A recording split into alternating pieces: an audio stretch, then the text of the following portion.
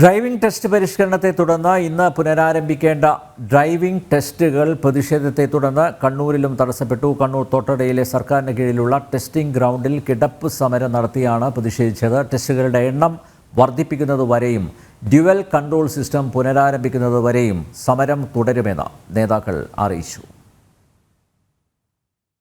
കാരണം സ്ലോട്ടുകളുടെ എണ്ണം ഡ്രൈവിംഗ് ടെസ്റ്റിൻ്റെയും അതുപോലെ ലേണേഴ്സിൻ്റെയും സ്ലോട്ടുകളുടെ എണ്ണം കുറച്ചതാണ്. നമ്മൾ പുതിയ പരിഷ്കാരം മോട്ടോർ വാഹന ഡിപ്പാർട്ട്മെൻറ്റ് നടപ്പിലാക്കിയിട്ടുണ്ട്. പക്ഷേ ആ പുതിയ പരിഷ്കാരത്തെ നമ്മൾ വളരെ സന്തോഷപൂർവ്വം ഏറെ സ്വാഗതം ചെയ്യുന്നുള്ളൂ എന്നുള്ളൊരു യാഥാർത്ഥ്യമാണ്. പക്ഷേ 3500-4000 എണ്ണം ഒരു അപേക്ഷകർ ഓരോ ദിവസവും ഉണ്ടാകുമ്പോൾ അവർക്ക് 25-30 ഒരു ദിവസം ടെസ്റ്റ് നടത്തുക എന്നുള്ളത് അവർ ലേണേഴ്സ് എഴുതി മാസങ്ങളും വർഷങ്ങളും കാത്തു നിൽക്കേണ്ടി വരും ഡ്രൈവിംഗ് ടെസ്റ്റിന് ഹാജരാകുക. അതുകൊണ്ട് തന്നെ വിദേശത്ത് ജോലിക്ക് പോകുന്നവരായാലും വിദേശത്ത് പഠനത്തിന് പോകുന്നവരായാലും മറ്റ് സംസ്ഥാനങ്ങളിലൊക്കെ പഠനത്തിന് പോകുന്ന കുട്ടികൾക്കായാൽ പോലും ടെസ്റ്റ് എടുക്കാൻ വേണ്ടി ലൈസൻസ് എടുക്കാൻ വേണ്ടി പറ്റാത്തൊരു സാഹചര്യമാണ് നിലവിലുള്ളത്.